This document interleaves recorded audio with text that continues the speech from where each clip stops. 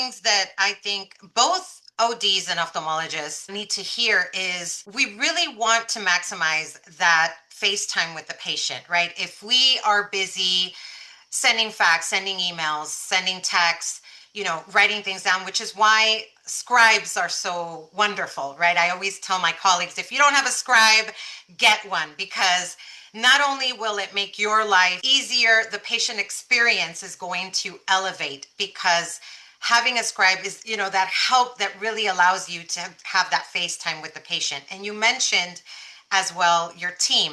It is so important to have a team that is aligned with what you're doing and understands what you're doing and what you value and what is important to you. So if an ophthalmologist watching this is realized maybe that they've never picked up the phone to introduce themselves to a referring OD, what would you tell them? Where do they start? And what is the most meaningful first step they could take today to change that? I always found personal communication directly is the best way of developing relationships. And don't be afraid to just call a doctor and say, I'm available if you need me. Uh, these are the services we provide, and more than happy to help you with the care of any of your patients. And then listen to the optometrist or ophthalmologist, get the understanding of what their comfort level, where they need help, and what their expectations are. Develop those personal lines of communication. Utilize your staff to help you develop these relationships.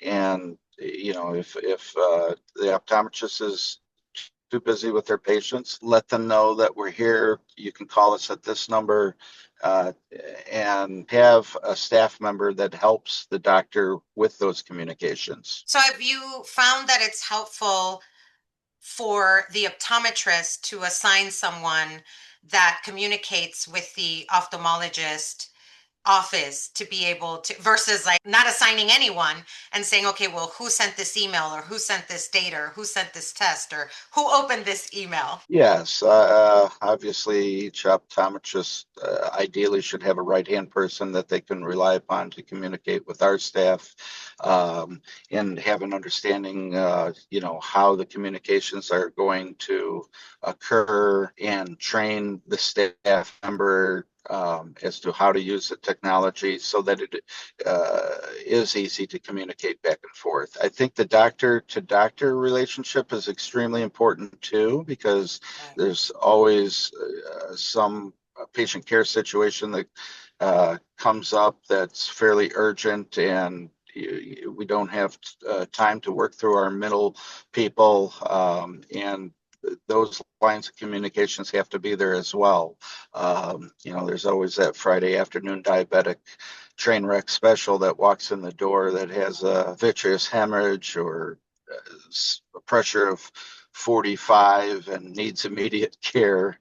And the optometrist needs to know that they can, how to get to the referring ophthalmologist quickly, Right. to make sure that there is no delay in the patient's care. So if you could tell every ophthalmologist to do one thing differently, whether it's a process they could put into place or a change in how their team thinks and behaves, what would have the biggest impact and most immediate impact on how much ODs trust and respect them? One thing Something they would can do be tomorrow.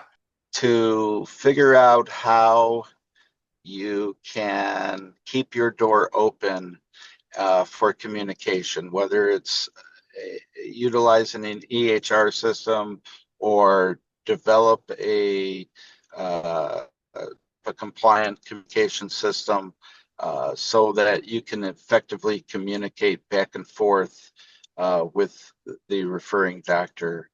Put it in place immediately, have a system, and have a manual of management that is shared between the offices, so that there is an understanding of care and when patients need to be transferred back and forth. Have a system, have a communication system, and stick to it. Next action step is going to be create a manual so that everyone is on the same page and Yes.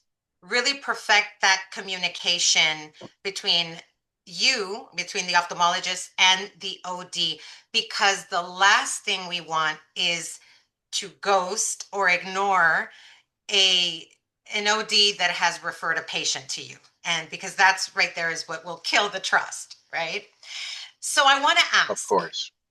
looking across your career, which has been 30 years, what is the one truth about OD MD collaboration that you wish every ophthalmologist understood?